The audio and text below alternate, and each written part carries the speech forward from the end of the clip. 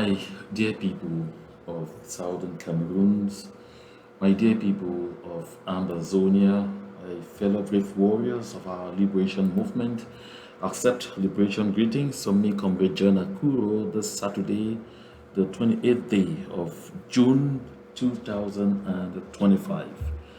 I'm delighted once more to be here, and again, as it is customary these past days, I want to continually thank our people on Ground Zero, extend salutes and gratitude to the business community in the southern Cameroons on the territory back at home, express hearty congratulations to our taxi drivers, to our commercial bike riders, to the Bayam Selams, to all the members of the civil community, and to everyone who continues to respect our traditional country Sunday every Monday.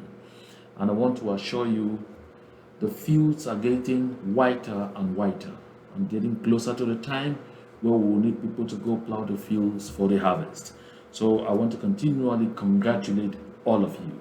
I want to also extend hearty salutes to all our brethren, be them at home or abroad, that's in the diaspora, who are continuing to contribute feverishly, financially and otherwise, to ensure that we keep the steam of our fight for freedom alive. Ours is a legitimate fight. It's a people's collective fight for freedom. Our collective fight to restore the soul of our nation. Our collective fight to take back that which belongs to us, to take back our country, so that we can have a place that we will call homeland. Like I said a few days ago, there are a lot of things going on right now, and also, as I pointed out, we're going to be communicating a lot more this time, because we don't have to let anything go past us. And make sure always you play your role by, as much as possible, sharing the links of this communication anytime you come across it, because we need as many people as possible to be sensitized as to exactly what is lying right ahead of us. So, my people, I like to begin our discussion today by taking us to Ngoketunjia, where something, I could say unusual, but with what we have been witnessing since 2017, nothing is very unusual anymore. Because what is going on in Ngoketunjia is horrible, it's painful, it's distasteful, and it's even very disgusting. Because the colonial senior divisional officer from Ngoketunjia is a son of Ngoketunjia. In fact, he hails specifically from a village in Ngoketunjia called Bamese. That's the first village in Ngoketunjia, the first village community in Ngoketunjia. When you are getting to Ngoketunjia from Bamenda, you cross Bambili and you cross the Kejom Ketingo, that is a small Babanki, and you are getting down the hills there to get into Ngoketunjia. Once you are crossing the bridge into Ngoketunjia, that first village, if you cross the bridge or while you cross the bridge, is called Bamese. And Kwetong and Desen Kongen that you see on my screen here is actually from Bamese. This is where I say it pains. It pains, folks.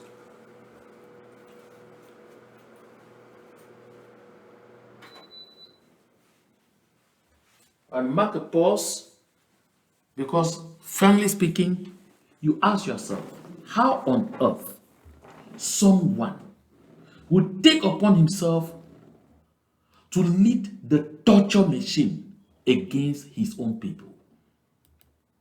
And again, it takes me back to this thought that I shared. I've shared now, this is the third time I'm sharing it in my outings. I say one of the scariest enemies on earth are those people who pretend to be your friend. Again, one of the scariest enemies on earth are those people who pretend to be your friend.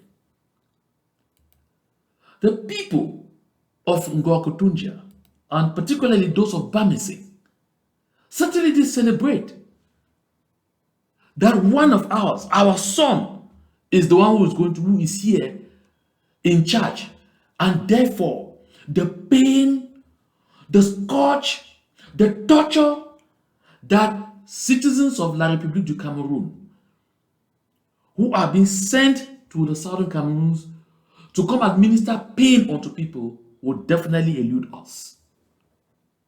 They were certainly under that kind of illusion, believing that Kwetong Anderson Konge, himself a son of Ngokutunja, specifically of Bamising extraction, will be sensible enough not to unleash pain on his people.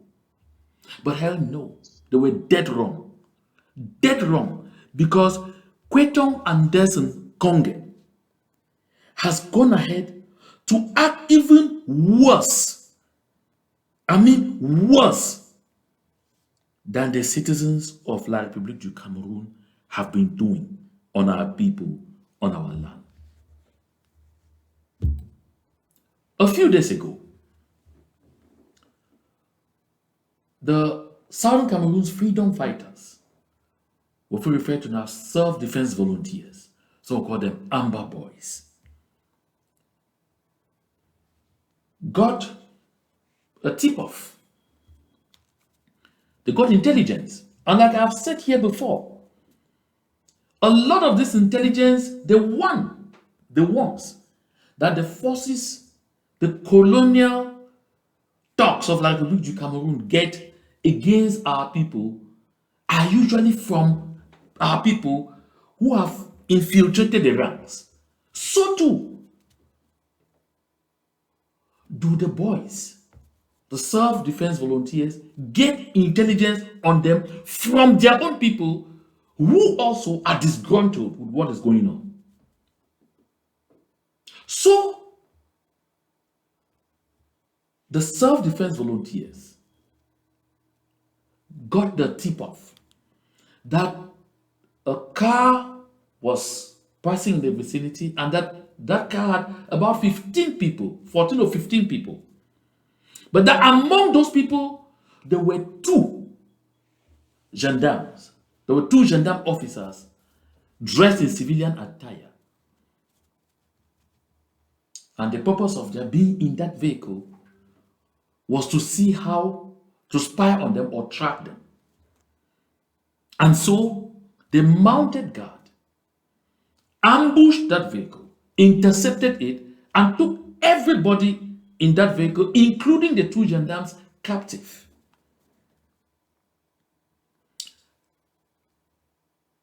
Intelligence I got from the ground indicates that after a careful selection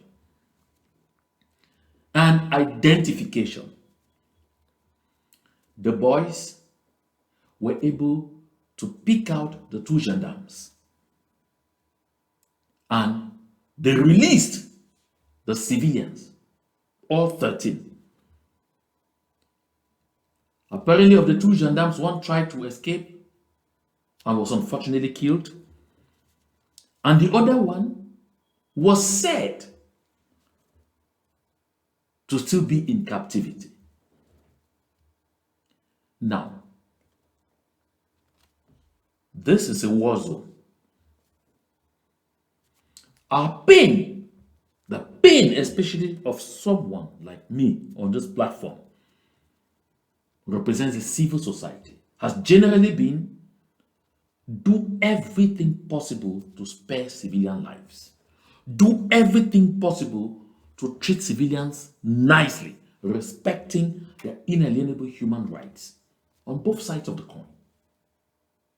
But the war is between those that are carrying arms on both sides.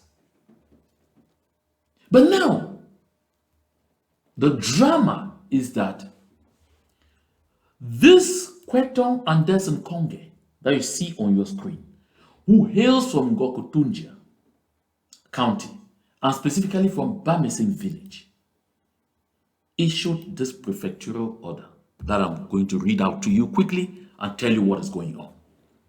And this prefectural order was issued yesterday, Friday, the 27th of June, 2025. And it reads, the Senior Divisional Officer from Ngokutunja Division, officer of the National Order of Valor. Says a lot of things, says hereby orders as follows.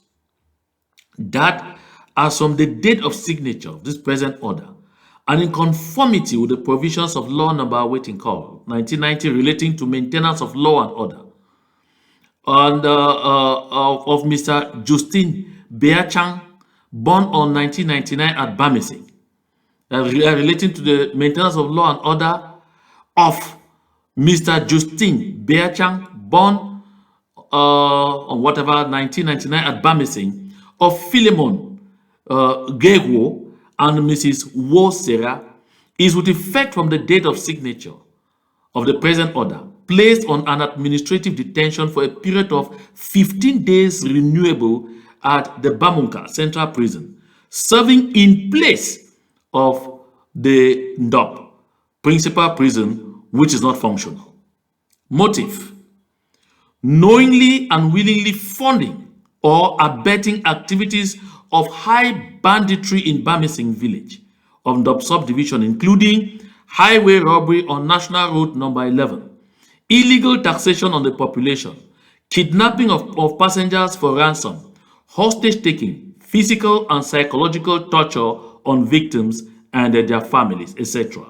It says that the National Gendarmerie Company Commander Ngokutunja, the Commander of the Public Security Ndop, and the Superintendent of the Ndop Principal Prison shall be charged, each in their sphere of competence, with the strict execution of this order. And like I said, it's signed on the 27th of June 2025 by Kwetong and Deson Konge, who is supposed to have been on retirement a long time ago. But only when you hear that, you will have the feeling that the culprit in question is actually a self-defense volunteer, or is somebody who is carrying arms, or is actually a bandit. But hell no, that is not the true picture of what is going on here right now. When you look at this order release, this is a press release that's press release number 69, CA9 whatever, and this is issued by an organization known as Conscience Africaine. And they say it was founded in New York in 1994, Conscience Africaine. And the title says, Babies Behind Bars. Cameroonian authorities detain 7 unarmed civilians, including 2 infants in Ndop, Ngokutunja Division, Northwest Region of Cameroon. We wish to bring to the attention of national and international community as follows: that according to reliable sources and eyewitnesses, 7 unarmed civilians, including 2 infants aged 3 months and 2 months, were illegally arrested by defense and security forces at Mufo Kota, Bamising village. That they are currently detained at the Ndop Gendarmerie Brigade, Ngokutunja Division, Northwest Region. The victims include Madame Seraph Wo, 68 years, Julius Weyang, a mechanic working at Upper Noon Valley Development Authority, UNVD in Ndop, 39 years, Joycelyn Ndum, 22 years, mother of the 3-month-old baby, Blanche Yonte, 22 years, mother of the 2-month-old baby, and Justin Bechu, 24 years. That the incident occurred around 11 a.m. on Tuesday, June 24, 2025. Julius Weyang was first arrested at his garage in Ndop and taken to Bamising village, where other civilians were also arrested and allegedly tortured by defense and security forces, eyewitnesses say. That sources indicate that some victims, including the babies, are already sick due to poor detention conditions. This incident follows the kidnapping of about 14 unarmed civilians by armed separatists under the leadership of General Anovadai earlier that day at about 7 a.m. in Sabga Hill, Tuba Subdivision, Northwest Region. The kidnapped civilians were later released after ransom payments, except for one person identified as a gendarme officer working in Ndop. Now, I don't want to get into the nitty-gritties of this, whether the people were released after ransoms were paid or ransoms were not paid. Like I said, on this platform, I seriously condemn kidnapping for ransom. But did this sound as a kidnap? Because we're in a war zone. In a war zone. Because what they did to these civilians, they don't call it kidnap, they call arrest. But what the other soldiers The Amazonian soldiers. Fighting against them do. They call it kidnap. But like I said, I will never be an apologist for holding people hostage and collecting money. I don't know how fast it was that the people were held immediately were able to raise money and pay in. Because this remain allegations. Because the information I gathered from the ground was that following the tip-off, the freedom fighters, the self-defense volunteers who are carrying arms, intercepted this vehicle, removed everybody from the vehicle because they were looking for the gendarmes. And that is why it did not take long before all the civilians, as we hear in this report, were released, with the exception of that one who was their target, the gendarme officer, who's normally, as per warfare, their legitimate target. It goes on. The sources indicate that some victims, including the baby, are already sick. Okay, yeah. So it says that our further findings suggest that the arrested individuals are family members of General Anovadai. The senior divisional officer from Ngokotunja, Mr. Konge Henderson Kwetong, has vowed to publicly execute the arrested civilians if the gendarme officer is not released. Notably, his jurisdiction has a history of public executions of unarmed civilians, with a recent case occurring on May 2025. You are hearing here of a colonial administrator, a civil administrator, who is a son of Ngokotunja, carrying out summary executions of his own people. This is why I came to this quote over and over, that one of the scariest enemies on earth are those people who pretend to be your friend. Why? Because you are under that illusion that they are with you. You're under that illusion that they have your interest at heart, whereas they don't. Whereas they are there to protect the interests of others, not yours. Kwetong Anderson Konge is here carrying out an extrajudicial and arbitrary action condemnable by both national and international laws. How on earth do you capture family members of an adult? You have no indications that they are operating with instructions or with the approval of these individuals. The poor mother who gave birth to this gentleman doesn't control his heart. Now some sources, yet to be confirmed, are even saying the gendarme officer has already been executed. So this means Kwetong Anderson Konge, you're holding 2-month-old babies, 3-month-old babies hostage in exchange of the actions of an adult whom they don't know. They can't even talk. They have no idea what he's doing. This is horrible, beyond horrible. And this has been going on for a long time. This is what we've been talking about. These are the things that we are condemning. And these are the things that are happening. The United Nations and the international community appear to be watching helplessly, as if Mr. Paul Biya and his dogs have been given a free hand to do whatever they like to do on our people. And the communique goes on that it is essential to emphasize that criminal responsibility is personal and no one should suffer for another person's crime. At the time of writing this report, the victims remain detained and there has been no official reaction from the local authorities. That release is not ended. I take the pains to go through this because I know some may not have the possibility to see this or some may not have time to read it. But I take time to break it down so we all understand exactly what is going on. Because some of our people are sitting somewhere, lying on their laurels and telling themselves, oh, the war is over, oh, normalcy has returned, oh, this and that. That is not true.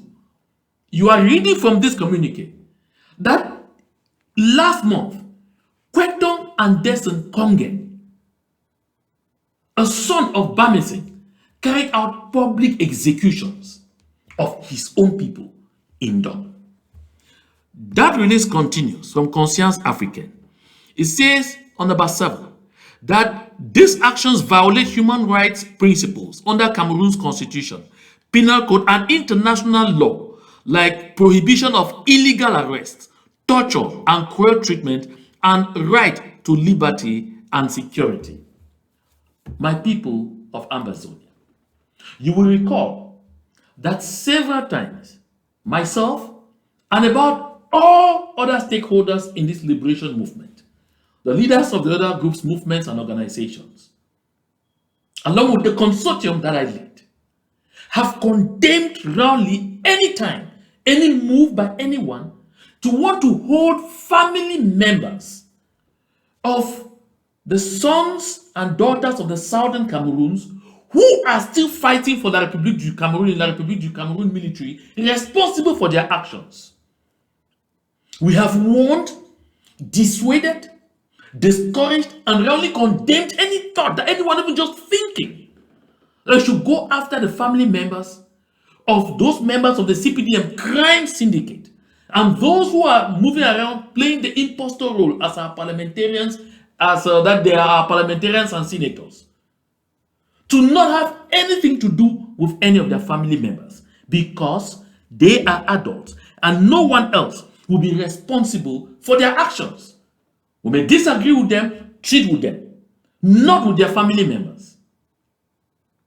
This kind of action that Kwetong and Desen Konge is leading in Gokotunja is contrary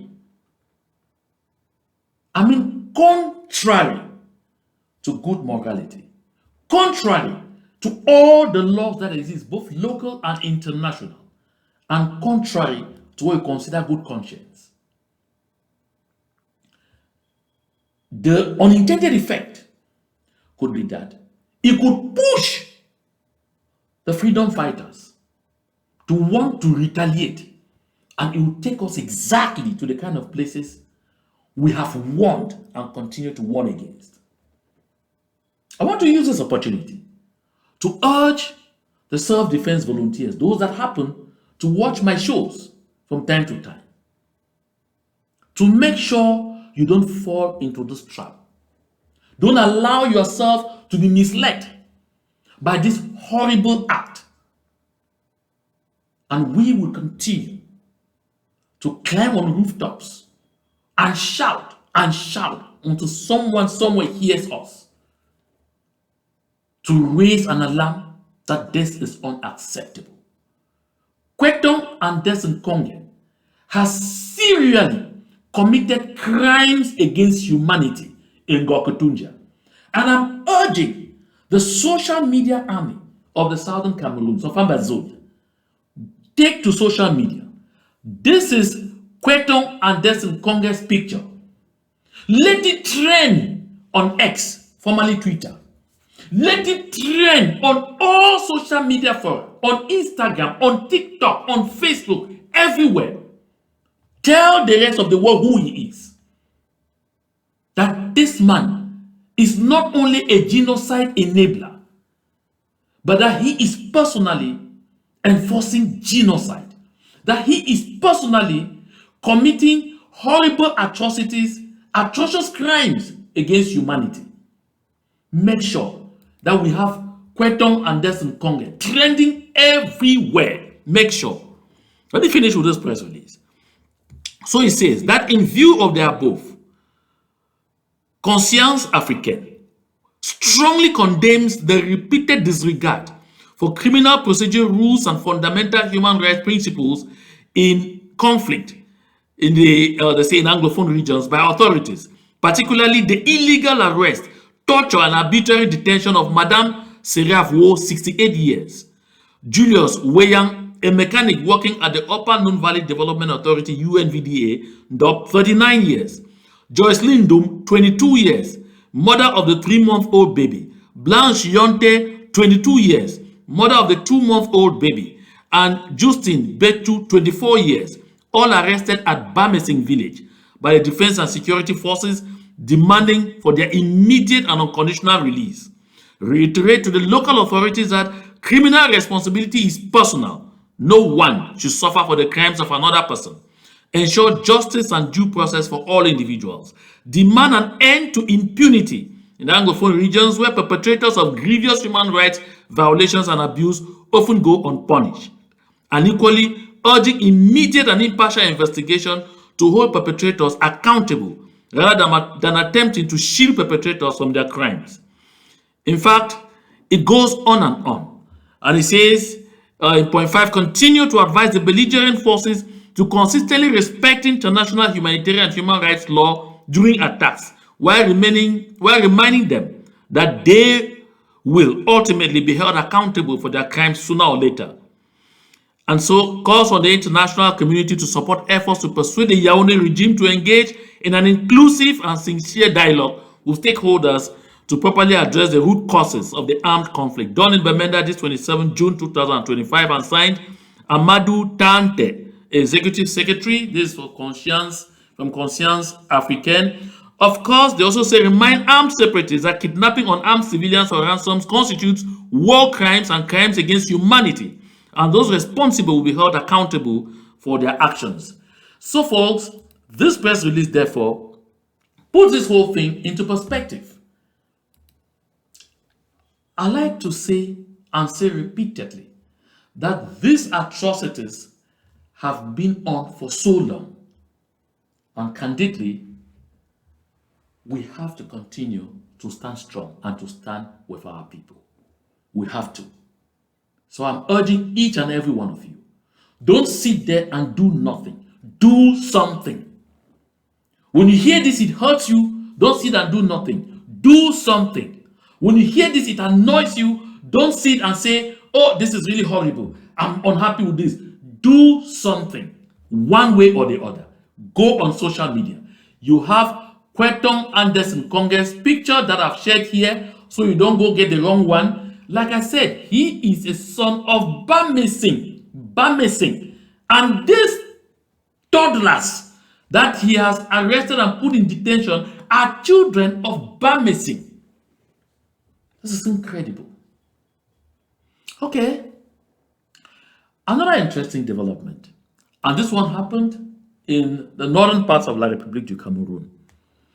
It interested me to bring this up because, as a matter of fact, these kind of things have happened a lot on our territories. And sometimes, jokingly, people have asked, but where are all those people from Oku, those people from Donga and Mantung, that they say are very strong? Because we look at this gendarme officer that you see in the picture here, that you see pictured here. As you see on that story, he is reported to have, without any provocation, and this is what is going on a lot on our territory. You heard a woman in an audio narrating how she just was passing, and gendarmes called her, or the thugs of La Republique called her in Bamenda there to come stand and be dancing to no music to entertain them. And when she refused to do so, they trashed her. They had whips. They started trashing her. They were doing that to everybody passing for nothing. So this gendarme officer here, I guess he thought he was in Bamenda, or in Boya, or in Kumba, or in Bangem, or in Badun, or in Mamfe, or in Tenako, or in Bafmeng. Yeah, he might have thought that he was somewhere in Baoro. Look, or maybe in Way, or why not Esu even. And so, he is rather in Bogo, in the far north region. And he decided, just saw someone, without any provocation, I guess he wanted to have an orgy, unleashed a slap on that gentleman's jaw. And the gentleman apparently told the gendarme officer who slapped him, tu ne gifleras plus jamais quelqu'un de ta vie. That you will never slap anyone again in your whole life. That what you have done to me, you never have the opportunity to do it again to anyone again in this life. Une heure plus tard, la mort du gendarme a été annoncée. 1 hour only later, the gendarme was announced dead. The gendarme officer that you see on the screen here, he was announced dead. Just 1 hour after. He thought that because he's Bulu, a Kambeti, I was licensed to do that kind of trash on everybody. He definitely had done it on my people in the southern Cameroons with impunity. But he told himself, after all, I can do it anyway. But he did it in the wrong place. How I wish our people in the southern Cameroons could even have this kind of powers and address idiots like this one in this manner. But it's a lesson. I guess when it happens in one place, it spreads. People will call and ask, but how did it happen? So that they will learn that karma is a bitch, and that sometimes karma can be instant. Make no mistake, we will soon be opening the real package of the day. I just wanted to cross through some of those things so that we are edified of the things that are happening on the ground, especially in our land, before we get on to the Issa Tchiroma Bakari story. Let's take a quick trip at prison conditions of La Republique du Cameroun. So you have an idea what our prisoners of war, what our prisoners of conscience are going through in the various dungeons of La Republique du Cameroun. So that when we come on like this and scream and beg and shout and cry, please donate. Help us so we take care of our people, so we provide them the barest minimum. Because despite the torture that people like Comrades Abdul Karim Ali, that people like Sisiku Ayuktabe Julius, people like Patasan Wifefomba, people like Barrister Eyambe Elias, people like Panfongalanfo, people like Shufai Bless Sevism, people like Mancho BBC, Penterens, all of these people, many of them, I can't even call everybody's name. And I apologize if I've not called your name, because you are so many of you. The pains that they are undergoing, and at the same time, the level of resiliency that they are demonstrating should touch our hearts, should touch even the most hardened hearts, that we understand the need to continue to reach out to our brethren in solidarity. That is also the meaning of the mantra we've always sung here, that is one for all and all for one. It should not be only on the lips. We should not just pay lip service to that kind of mantra. We should act. Watch this. Ouais, c'est la celui des prisonniers politiques. Regardez. Regardez dans quoi on a mis les prisonniers politiques. Voilà mes pauvres habits que le soin, tout ça. Voilà celui où on met les gens qui défendent le Cameroun. Les gars qui sont sortis défendre le Cameroun. Regardez. Regardez. Nous sommes obligés de dire. Just look at the kind of places they're expected to eat, sleep, spend their whole days in this kind of conditions. That's why a lot of them are constantly sick. That's why a lot of them are always asking for financial assistance to go to the hospital. You have contributed today. You contributed yesterday. You say, I need to go now for 3-4 months without contributing anymore. These conditions are not changing. These conditions are not changing. They're only getting worse by the day. We need to continually stand with our people. Folks, we need to continually stand with our people. Let us continually stand with our people. I want to come out of this first part of this program with this other video to call on the people of the southern Cameroons who continually stand like these folks that you see in the next video. Collect 1,000, 2,000, sing CPDM Oye, then go and betray your brothers and sisters. Call people's names where they are taken and killed, or imprisoned, or disappeared. Because some little coins. Let me tell you, La République du Cameroun's Armageddon is far closer than you ever imagined. Pigs, I've always said, will soon beg for wings to fly, and you will have nowhere to go. Have a change of mind. If you are one of those who are involved in this practice, have a change of mind. You still have time. Have a change of mind while there is still time. Come back to the fold. Stand with your people to fight for what is right. Take a watch at this. Au pouvoir! Au pouvoir! Au pouvoir!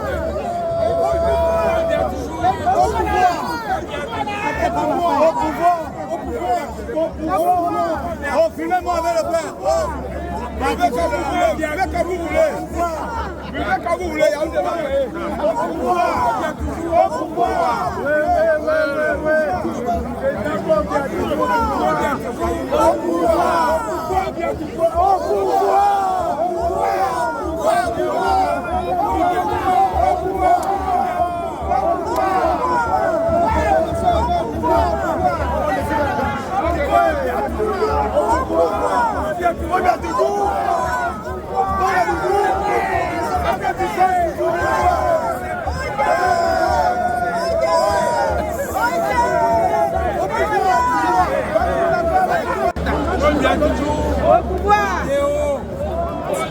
My people, this is shameful, painful to watch, horrible. This is dehumanization at its peak. This is why I tell you constantly that poverty is a public policy in La République du Cameroun, and it is carefully implemented to make sure the people are so seriously impoverished that when they brandish you a 1,000, 2,000 francs note, you lose your mind, you lose your humanity, you lose your soul, you no longer have a conscience. You begin doing the kind of things that in normal circumstances you should not do. What is the difference between that gentleman giving that 1,000 or 2,000 and the people who are receiving? Why are they unable to earn this money by themselves?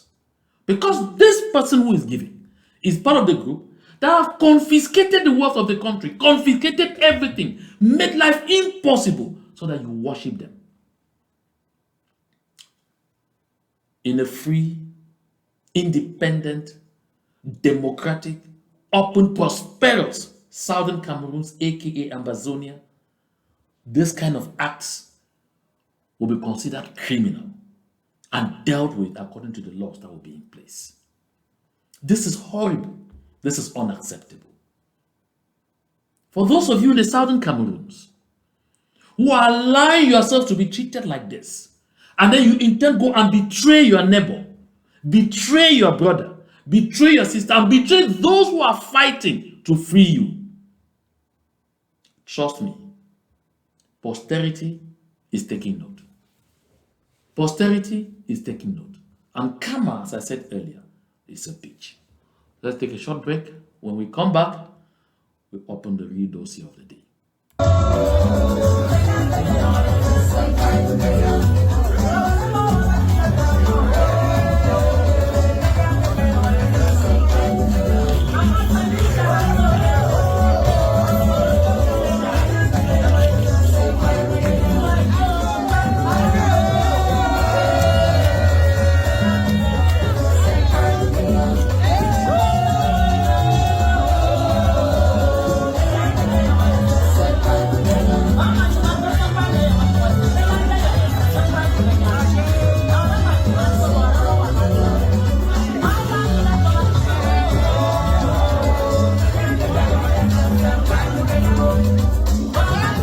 You're welcome back from this short trip to Manu County, where we had the opportunity, therefore, to, relax with the Monacan dance.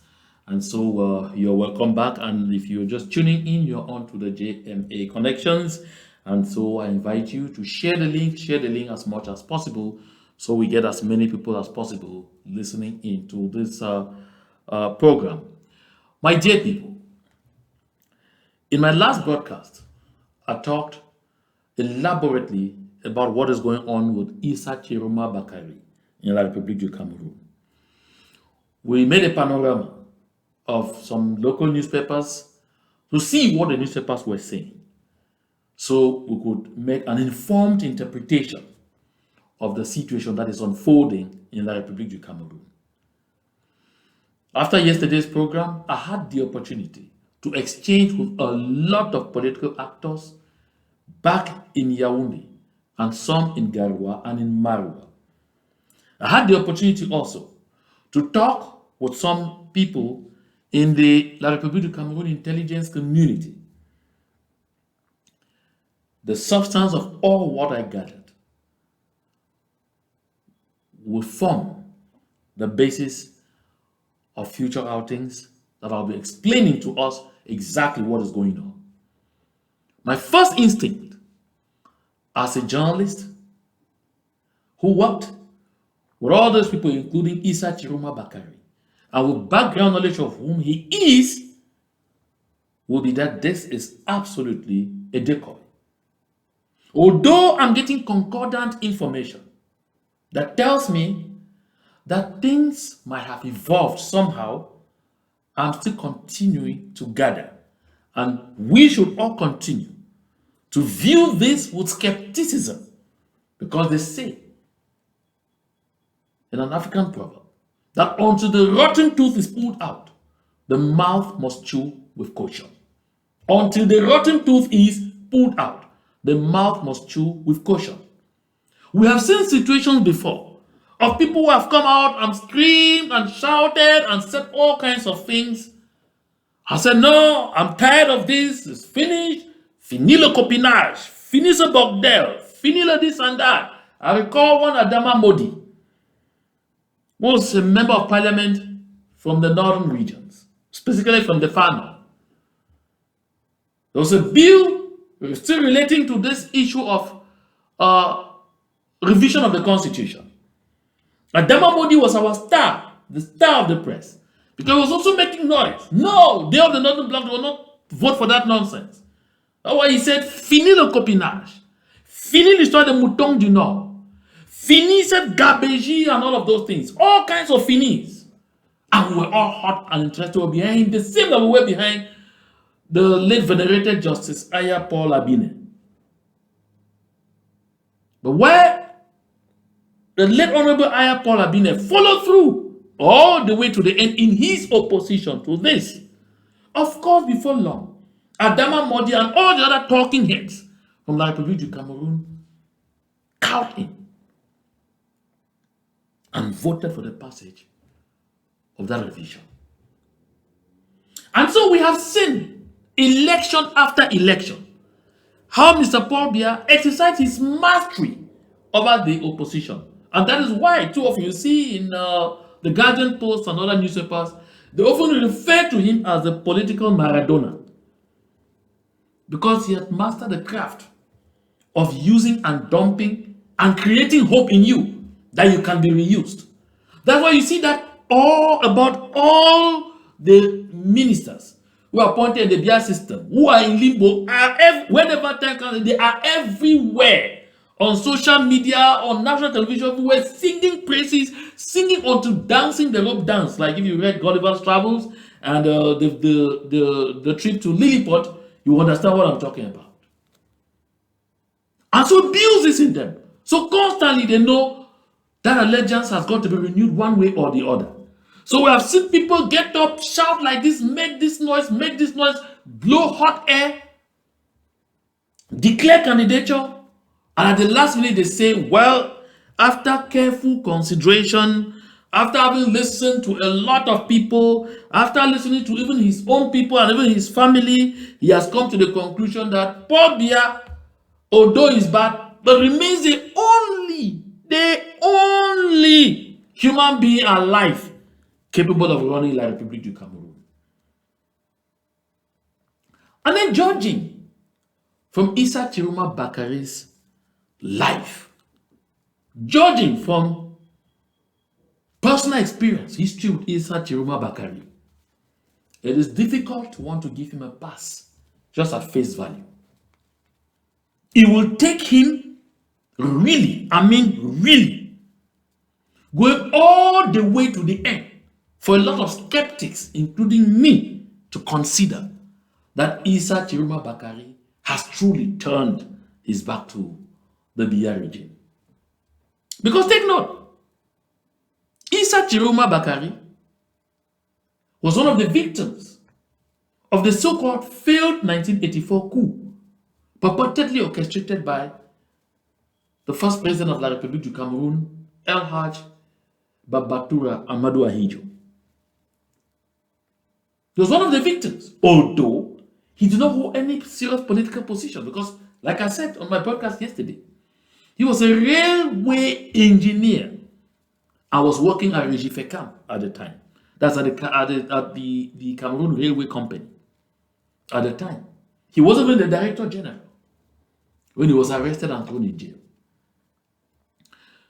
He was released from Konengi. He saw the light of day because of the amnesty laws of 1990 that were passed following popular uprisings, the launch of the Social Democratic Front SDF party on May 26, 1990 in Bamenda, and a serious wind blowing through Africa following the fall of the Berlin Wall, calling for multipartism and democratic change.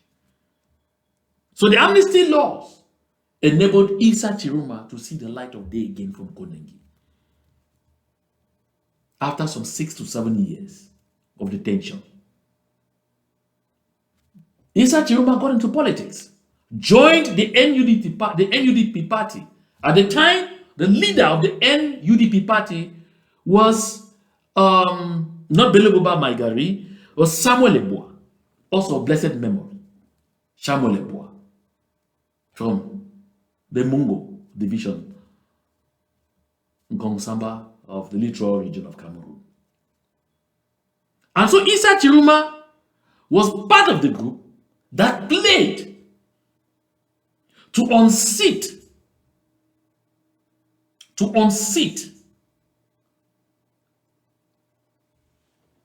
the guy from the littoral, Samuel Eboa, in a quiet coup that saw Beloboba Maigari, who was on exile in Nigeria, to sail to the helm of the NUDP party on grounds that it was initially his party, that he could not come home to launch it. He arranged it remotely and just had Samuel Eboa to front.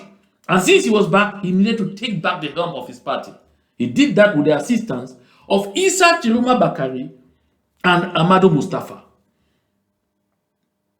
But as I explained in my previous outing, Issa Tchiroma Bakari would eventually go on to betray Buba Bello Maigari as Paul Biya was scrambling to fragment and infiltrate the opposition. So while Buba Bello Maigari was playing hardball, refusing to join the Biya government, determined to fight the Biya government because he thought that he too was noble enough to become president, Issa Tchiroma betrayed him, took the position of Minister of Transport in the Biya system. That's why he was appointed in 1992, Minister of Transport, Issa Tchiroma Bakari. And Amadou Mustafa was the minister delegate at the presidency of the Republic, in charge of special duties, what we call Minister of that portfolio.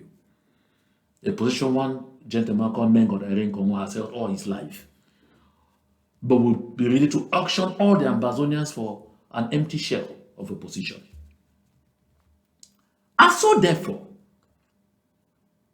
Issa Tchiroma Bakari stayed in that government for 5 years.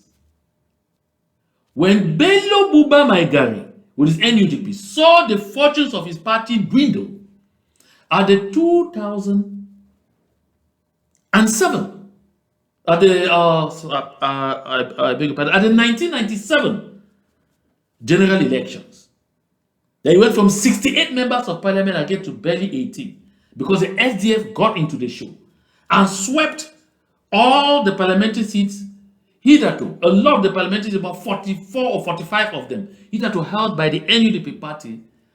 Buba Bello Maigari saw that he was losing grounds and benefiting nothing, and eventually decided, therefore, to himself negotiate an agreement with the CPDM.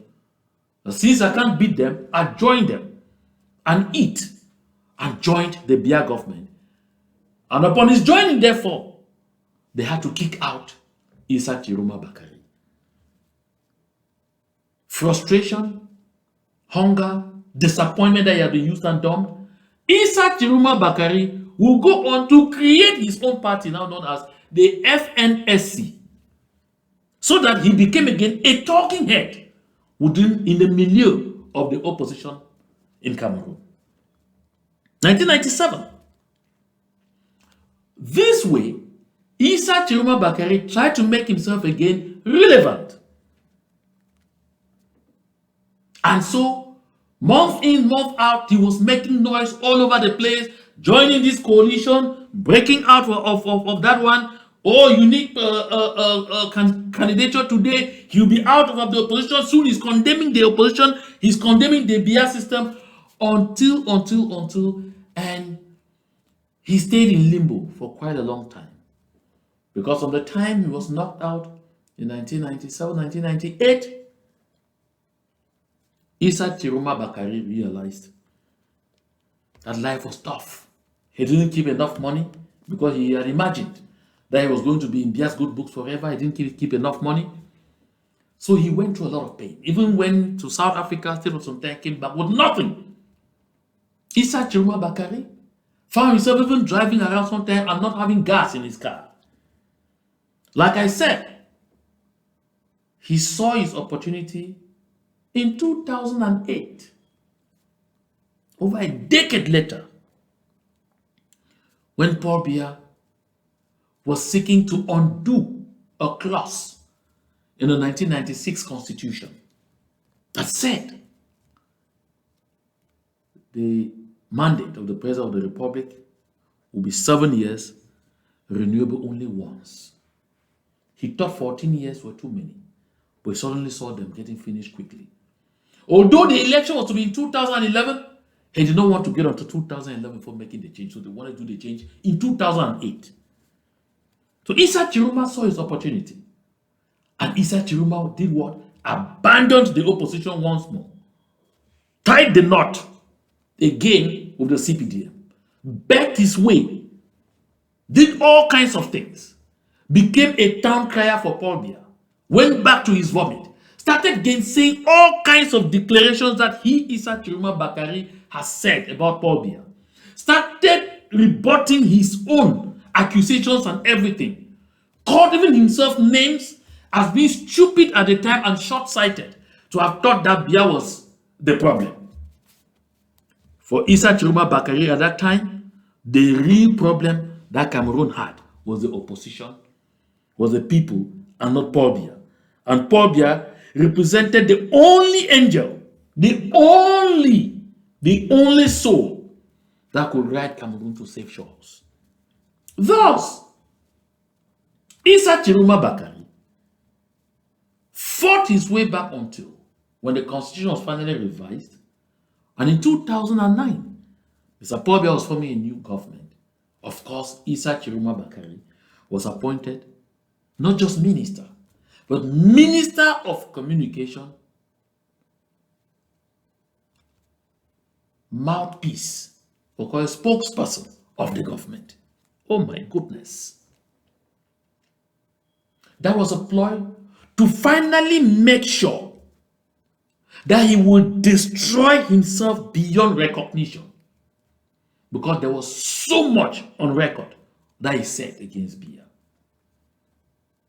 All of this has to be coming out, and he has to be going back to it, reporting over and over, and he enabled Biya to tell the world that, you see, people say they're condemning me, they realize themselves, they come back to me, and they recognize that I am the best. Issa Tchiroma Bakari as Minister of Communication told lies worse than Titus Oath. For anyone who ever read English history like I did, because we didn't have the chance as Southern Cameroonians, that's why I'm talking like this, to be taught our own history in school. We spend time learning about the history of distant lands that at the time most of us were never even sure we would visit such lands. All our lives we were reading European history, English history, in history of the ancient empires of Greece, and all of those.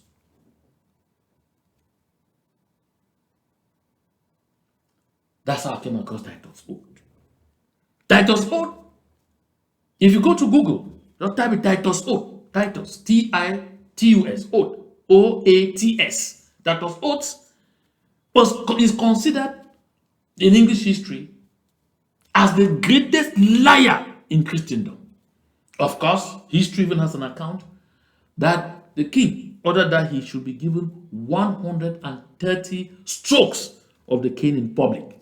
Or even like at some point when the queen had a baby, that the prince was brought into the palace in a hot pan. Issa Tchiroma did what Titus Oath left undone. I'm not talking about Augustin Kochukwu, the one who said zero more. That where 6 people were killed on the 26th of May 1990 in Bamenda, who they forcefully launched the SDF fighting for a return of multi-party politics. The Minister of Communication at the time, Augustin Kochukwu, said here is zero more. He was such a liar and could lie with a straight face that people thought they would never see anyone like him again in that country. But Issa Tchiroma made Augustin Kochukwu look like a saint. He lied in every circumstance, so publicly, so easily, so freely, so blatantly. I guess we recall the interview on Equinox television in English, where Hanson told him, but I guess if we were Hanson, he said, but Mr. Minister, the military should stop shooting. And he was about to lie that the Republique military has never shot anyone in the southern Cameroons. And he don't know that this was going to be so brazen, and so he wants to say the military has never, the military has not. How can you say that? I'm sure we all recall this. This is a man who swore that there was no such thing as an Anglophone problem. What's that?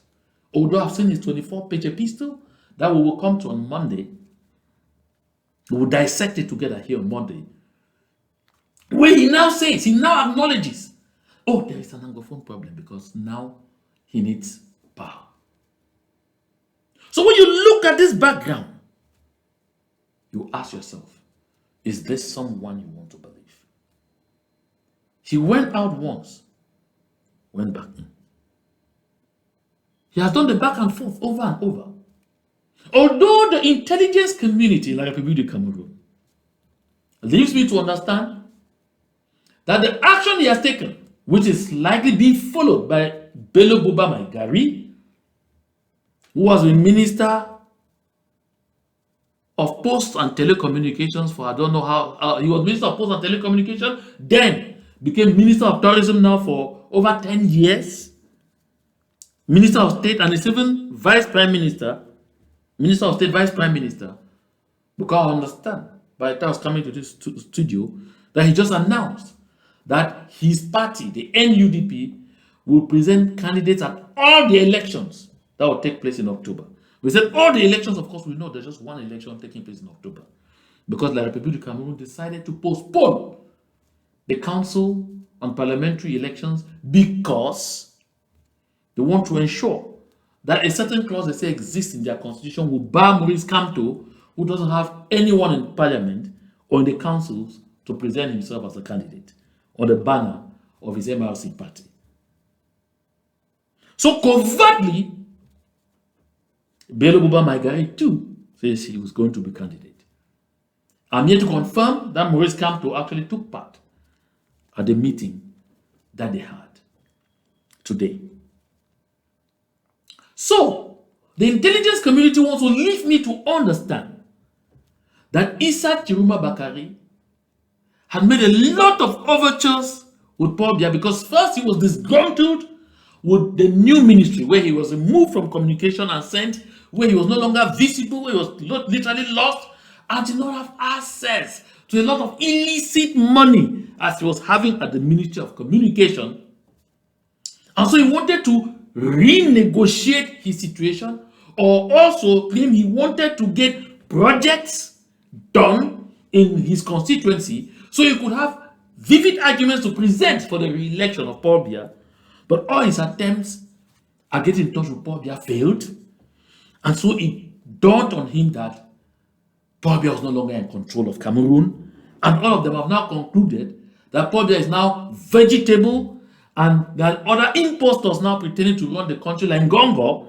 And therefore, they say, at the twilight of Mr. Biya's life, reign, it made sense to poke the finger into his eyes. That angle, I'm still exploring. And I will make sure I get as much information as possible before I return to that on this platform. That is the view held by Dieudonné Essomba, a Boulou Ekan Betty apologist, who says il n'y a aucune mise en scène. Amadou Ali avait bien décrit ce processus. Les nordistes soutiendront Biya jusqu'à la fin, mais après lui, le pouvoir rentre au nord. Pour lui, les nordistes, c'est pour les nordistes, Biya est fini. So what Dieudonné Essomba is saying here, that for him, he doesn't think, he's not looking at it from the angle that Issa Tchiroma Bakari is playing a game. That no, it is not drama. That Issa Tchiroma Bakari is operating according to the mantra that the Northeast have always had, that the people from the 3 northern regions. And he quotes Amadou Ali of blessed memory, who said the northern regions will support Mr. Paul Biya even if he is vegetable all the way to the end. But after him, power must return to the northern regions in consideration of what the French put in place at the dawn of independence in the Republique du Cameroun, known as the North-South axis of power. That power will only alternate between the people of the North and those of the South. South here, they're referring to center, southeast. North here, they're referring to North, Adamawa, and Far North. Because don't forget, at the time, North was one province called the Grand North. That is what this is. That is what Dieudonné Essomba is saying. So he says, for the people of the North, Paul Biya is finished. Finished. Everything is done with him. Those who are in place now are jokers. And so he says, therefore, il dit donc le pouvoir doit rentrer au nord. Ce que Tchiroma a fait n'est qu'un coup de sémence. Toute l'élite du nord va suivre. Ce n'est que quelques attardés qui croient encore à des scénarios d'un Biya qui n'existe plus. Dieudonné Essomba. So according to Dieudonné Essomba, he's telling us that what Issa Tchiroma has just done is a Pandora's box that he has just opened. That the floodgates have just been let open. And that you are going to find about all the elite of the northern regions following suit. Because they are now fully convinced that Biya is vegetable, Biya is finished, Biya has attained the end of the road. That the Biya reign is finished. And therefore, logically, power should go back to the north.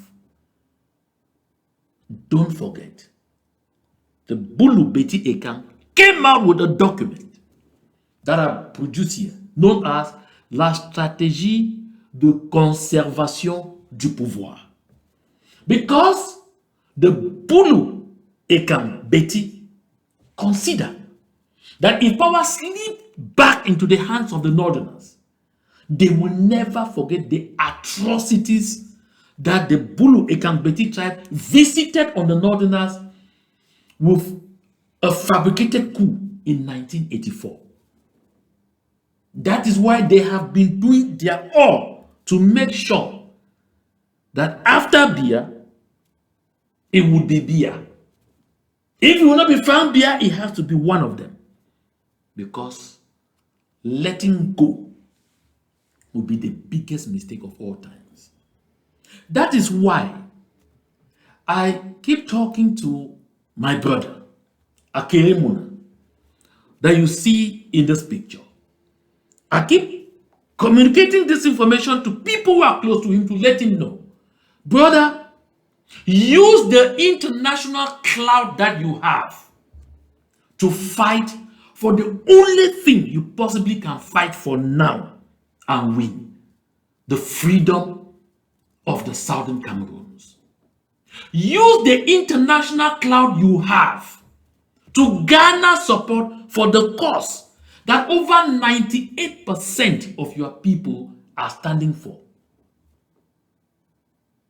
Use the international clout you have to clean the dirt that has been on the Muna name for over 6 decades because of betrayal. Use the international clout you have to help walk your people into freedom land. That route that Akere is trying to pursue in La Republique du Cameroun is a route that is leading to nowhere. Leading to nowhere. This is delusional. Look at him there. Okay, right here. Yeah, he's with his people. But the next move, recall, Mesanga Nyamding said one of the reasons you have to take Akere seriously is because he is Francophile. Francophile is because he's a lover of France. And so France may soften towards him. Oh, his father once occupied the position of vice president. So that means maybe. Because France wants to, at the same time, use someone to cow the people of the Southern Cameroons into adoring a mirage. So, my brother, the venerated man of law, Akere, flew to France to meet the former French President François Hollande. You can see him there in the picture with François Hollande. Akere forgets that his brother, the late barrister Bernard Acho Muna, who stood out and screamed and told the youth of the Southern Cameroons, bloody fight. Let them bloody fight for your freedom. Bloody fight. The future is theirs. The future is yours. Mine is behind me. I can die me tomorrow. And he died. That speech was prophetic. The late barrister Bernard Achomuna, I was his personal communications consultant for the 2011 presidential election. He made several trips to France, brother Akere. Several trips to France. He met the same François Hollande. He met Nicolas Sarkozy. He met quite others. They even gave him a public relations firm in Paris. And that firm even got him an excellent barber. Ooh, they gave him a shave. And that's the only thing he came away from there with. That made him look young, boyish, yes, and handsome. And they promised him full support. They even sent him to Senegal. Sent him to Côte d'Ivoire. And to see those other leaders, they will talk to them to provide him money. And he made a budget of over 50 billion CFA to run his campaign. In the end, my dear brother Akere Muna, Barrister Bernard Acho Muna had not 1 franc from Paris. Not 1 franc. Before long, they no longer took his calls. I was with him regularly. There's one Ujambeng Stephen. who was working with him at the time, who can confirm what I'm saying. He is in Yaoundé. Ojambeng Stephen had left his party and joined the AFP, the Agence de Force Patriotique or Progressiste. Now he says he's section president again of CPDM in G. Now he says he's even honorable. I don't know. We're always together. Barrister Bernard Mona was deceived. Why the French knew what they were doing. My dear brother Akere Mona, you have what it takes to bolster the fight of the people of the southern Cameroons for freedom. Pick the righteous fight. Don't pick stupidity.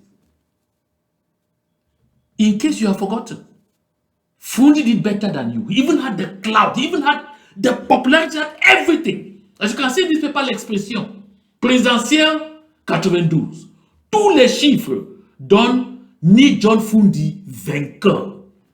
The papers reported it. Everybody knew it. The diplomatic mission had the information. Everyone knew. Fundi won. But Fundi was never given the opportunity to take that position because France said a second-class citizen, a foreigner, cannot become president in a country which is a province of Paris. What has changed between then and now? Barrister Akere Mona. What do you consider has changed? They used your father, used your brother, that also used your sister. Now they are about using you. I guess you should say no. You can say no. When you see the conversations, Issa Tchiroma only came from behind. But look at the attention he's gathering. You have far more substance than Issa Tchiroma 1 million times. He can't stand you in terms of substance. But look at it. They're even saying that Maurice Kamto should line up behind Issa Tchiroma already. In the conversations, the Southern Cameroons doesn't matter. It will only matter in feudal position. And you know, that is the substance of the fight started since 1963 by the late Professor Bernard Fonlong of blessed memory and Pa Fongoji Dinkwa, who, thank God, is still alive. Follow the Molanjoli Tumbes and all of those. Look at John Gute. Intelligence reports on their own, they reveal there has been several months since John Gute last had an audience with Paul Biya. The last time should have been when he obtained to initiate the pre-talks between the Republique of Cameroon and the representatives of the Southern Cameroons in Canada. From that moment, intelligence sources say he has never succeeded in having audience again with Paul Biya. Whereas in the renounce, the Prime Minister normally meets with Paul Biya twice a week. How much else do you want to be said before you Southern Cameroonians still sticking out your heads know that you are nincompoops in this whole arrangement? The Son of Man has spoken. I'll be back here on the Tchiroma dossier. There's so much more we have to talk about it. Tomorrow I'll just brush on it lightly, but we'll be back on it fully on Monday. There is something more important than that we're going to discuss on this platform this Sunday. So, stay tuned. Make sure you monitor and log in when we are on. And when you do, share the link. Share the link, share and share and share as much as possible so we get to as many people as we can. Thank you so much for your kind attention. To God be the glory.